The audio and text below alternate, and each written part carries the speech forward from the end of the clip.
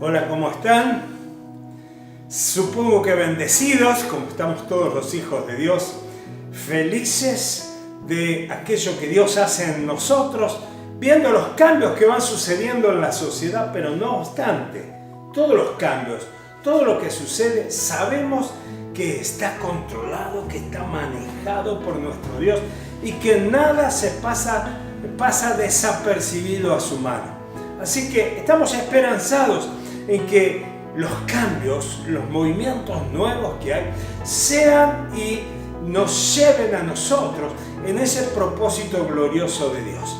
Antes que nada, yo quisiera invitarte a que oremos juntos al Señor, para que Él sea el centro de nuestro pensamiento, el centro de nuestra intención, de nuestra interpretación, de todo momento. Y quiero que sepas que la palabra que el Señor nos dé será su palabra como Él la quiere dar. Y le decimos: Padre Dios, sabemos que en estos tiempos nuevos las cosas van cambiando y nosotros tenemos que acercarnos a tu propósito. Sabemos que tenemos que cambiar.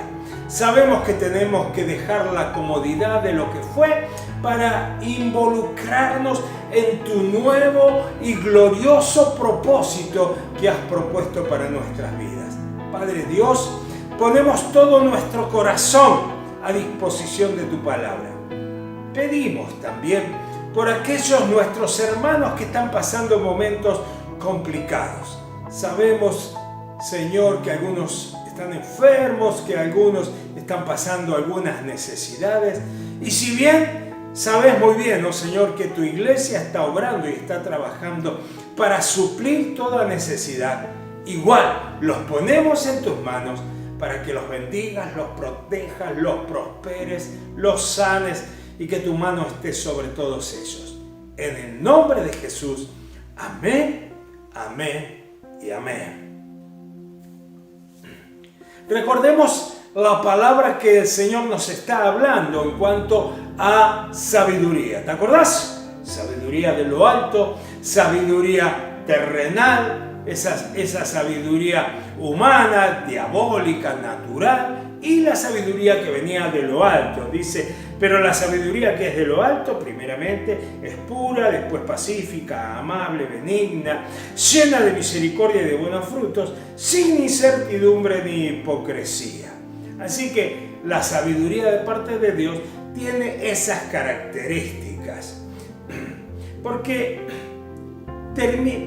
hay algo claro en todo esto, y es que termina diciendo este pasaje una frase, algo distinto, algo como que no tuviera que ver. Y dice: el fruto de justicia se siembra en paz para aquellos que hacen la paz. ¿Qué tendrá que ver eso con la sabiduría? ¿Por qué se agrega este párrafo a esto de la sabiduría? ¿No te parece como descolgado, como extraño? Yo estaba meditando la palabra y digo: pero Señor, ¿qué tiene que ver? Hablas de la sabiduría humana, de la sabiduría que es de lo alto, nos mostrás cómo es la sabiduría y terminás hablando de sembrar en paz, ¿no es cierto? Y esto tiene una relación directa con el tema de la sabiduría. Hoy quiero involucrarte en un proceso de Dios que no va a ser fácil para tu vida. Es un proceso de Dios que te va a sacar de la comodidad, que te va a sacar de lo de siempre, que te va a sacar de aquello que conoces y te va a involucrar en algo totalmente nuevo. Porque sembrar es la manifestación más clara de mirar al futuro. Pretender sembrar sin sabiduría es algo totalmente frustrante. ¿Sabías vos?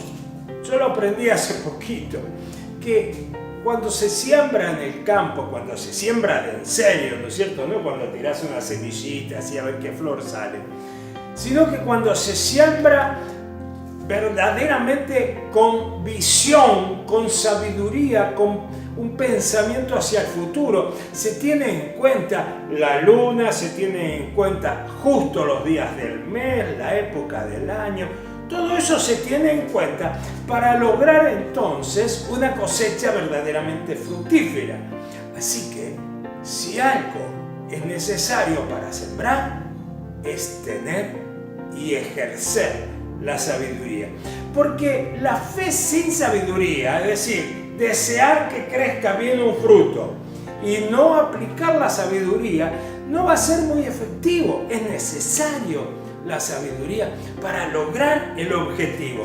Dice en Lucas, en el capítulo 14, versículo 28, dice: porque ¿quién de ustedes, queriendo edificar una torre, no se sienta primero a calcular los gastos, a ver si tiene lo que necesita para acabarla? No sea que después que haya comenzado el cimiento y no pueda acabarla, todos los que la vean comenzarán a hacer burla de él, diciendo: este hombre comenzó a edificar y no pudo acabar. La fe sin sabiduría es una fe que termina llevando a frustración. La sabiduría y la fe van de la mano, no están opuestas. A veces creemos que fe es hacer las cosas alocadamente y fe es aplicar la sabiduría de lo alto. Y la hermandad de la iglesia está toda esperando a ver cuándo retomamos los cultos, cuándo vuelven los cultos. Hoy, si no descubriste que Dios nos involucra en algo diferente y espera que estemos a la altura de los cambios que Él ya ha predestinado, si no pensás en eso, si no estás ayornado a ese propósito de Dios, quiero decirte que estás frito, porque Dios es un Dios dinámico, es un Dios que se mueve, es un Dios que hace cambio, es un Dios que en los movimientos Él mismo ejerce totalmente diferentes, no sus propósitos, pero sí sus métodos. Quiero hacer la diferencia en cuanto al pensamiento que había en cuanto a la crucifixión del Señor. Muchos pensaron, incluso el diablo mismo pensó, que fue la derrota de Dios matarlo a Jesús. Y todos pensaron y estaban frustrados, ¿no es cierto?, en un aparente fracaso que resultó ser la más gigantesca victoria de todos los tiempos. Es cierto que nosotros esperamos resultados de aquello que conocemos, que sabemos, que siempre ha sido lo que hicimos. Entonces, el tema no es volver a las reuniones, sino establecer el reino de Dios. Están todos ansiosos, muy ansiosos, todos los cristianos en todos los lugares. Solo lo escucho a uno y lo escucho a otro, a ver cuándo vuelven las reuniones, que este ya empezó, que el otro no empezó, que si debiera, que si no debiera. Amado, el reino de Dios no son reuniones. El reino de Dios es mucho más que el culto. El reino de Dios tiene que ser una fuerza en movimiento que conquista, que domina y que llena toda la tierra. Estuve trabajando en una propiedad de mi hermano en que había que sacar una maleza, y esa maleza era un tipo de planta, no era un yuyo, era una planta que se expande, ¿no es cierto? Y que crece y tira una vara, y esa vara automáticamente toca tierra y echa otra raíz, y toca tierra y echa otra raíz, y se va expandiendo y va conquistando y va dominando todo. ¿Y qué hace la iglesia? Cultos, reuniones. Está esperando en reunión, está esperando a ver cuándo volvemos a lo mismo de siempre.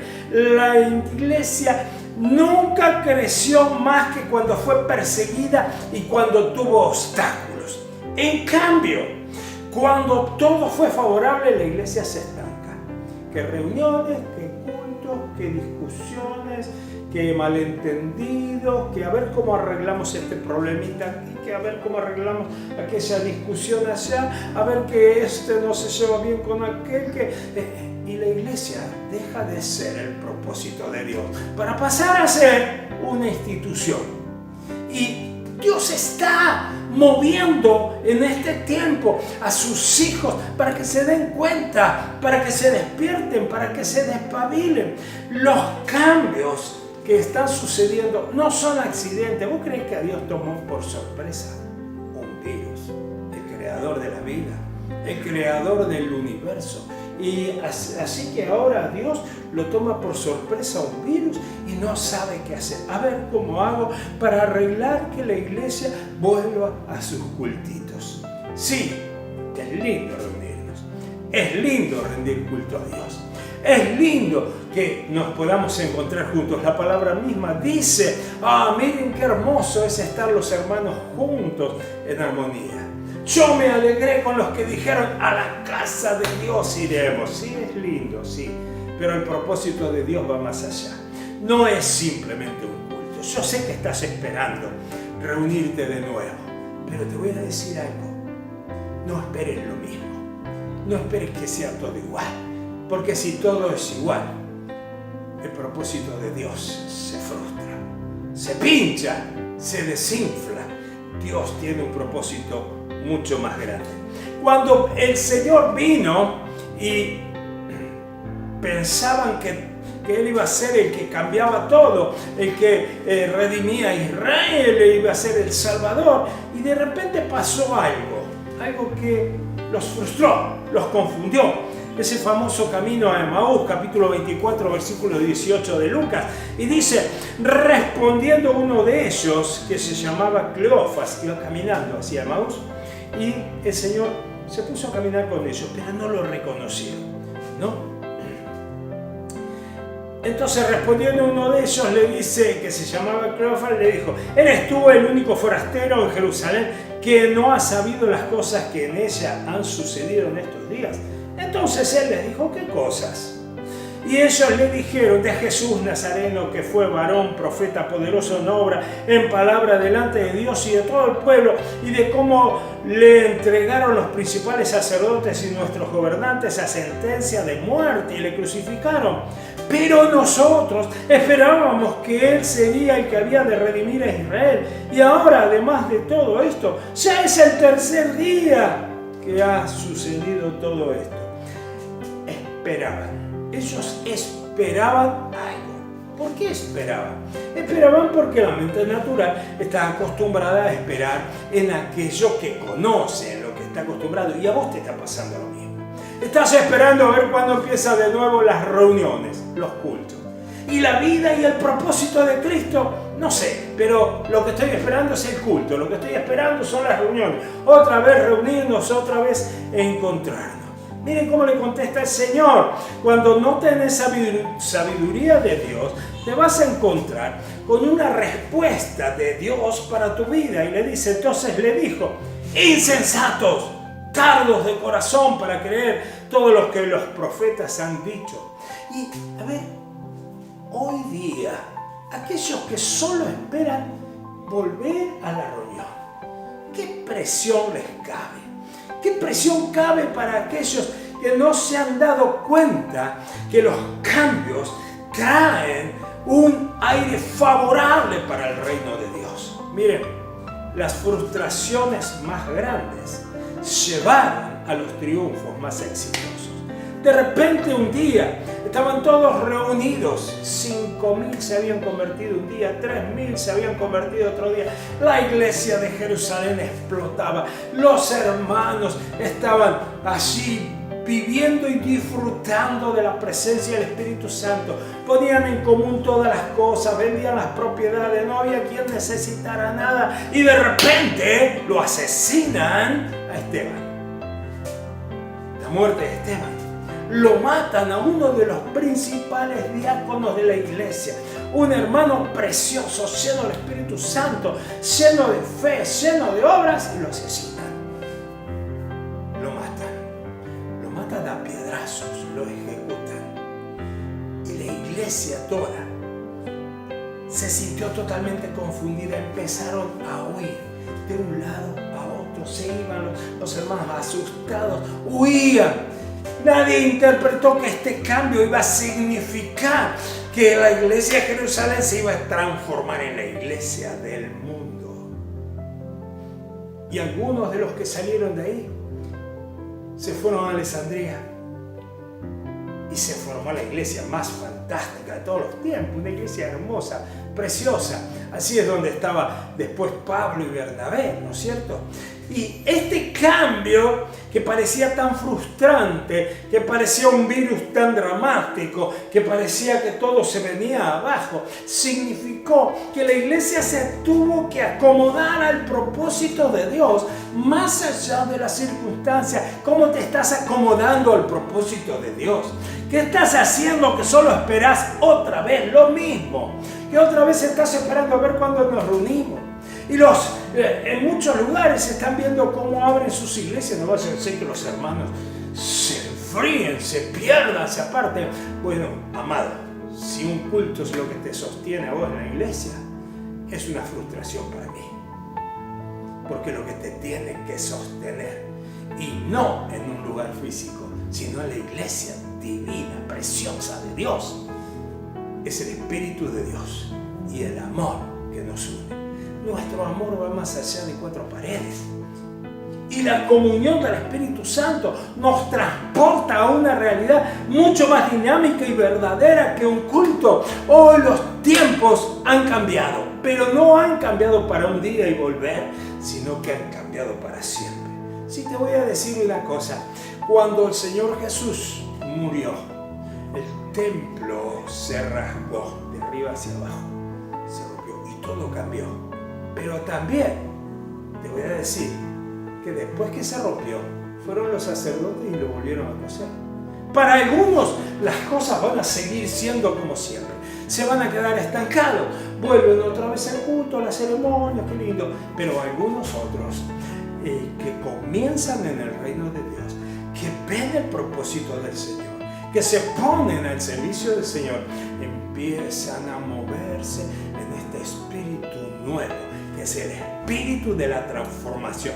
Un espíritu lleno de sabiduría. Sin sabiduría no se puede desarrollar el reino de Dios.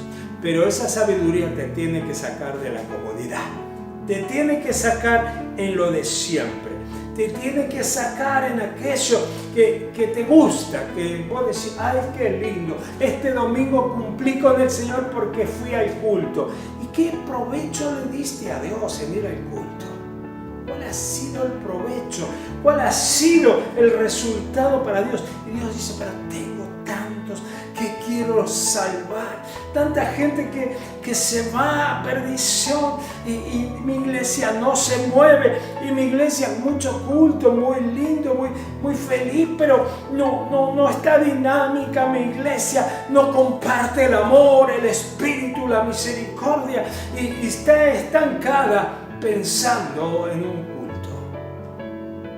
Queridos, el reino de Dios es un reino en movimiento. Si estás adquiriendo sabiduría, seguramente ya no esperarás mirando hacia atrás. Esperarás lo que viene mirando hacia adelante. Porque si estás esperando mirando hacia atrás, entonces no tenés sabiduría de Dios. Por eso esa palabra termina diciendo los que siembran. Y esta palabra que hace referencia entonces y dice, y el fruto de justicia se siembra en paz. Y nadie siembra si no está mirando hacia adelante. Si siembras es porque estás mirando al futuro. Y si miras al futuro, tenés que tener sabiduría de Dios. Amados, que el Espíritu de Dios llene la vida de cada uno de ustedes, que los sacie, que les dé el conforto necesario, que les quite la expectativa del pasado y los transporte a la fe, a la esperanza del futuro, de lo que está por delante. Que el Espíritu de Dios te muestre que en la sabiduría de Dios no se va hacia el pasado, sino que se va hacia el futuro, que se siembra en esperanza y en paz. Que el Señor los bendiga. Que el Señor los llene de fortaleza y de esperanza. Y que conmigo seas parte de esta nueva iglesia de Dios. Una iglesia que se mueve, dinámica, que no está esperando un cultito. Que la paz del Señor, que la comunión del Espíritu Santo, que el amor de Dios y su misericordia llene la vida de todos ustedes. Mediten esta palabra y sean sabios. Dejen que el Señor renueve sus mentes y los saque de la estructura y los transporte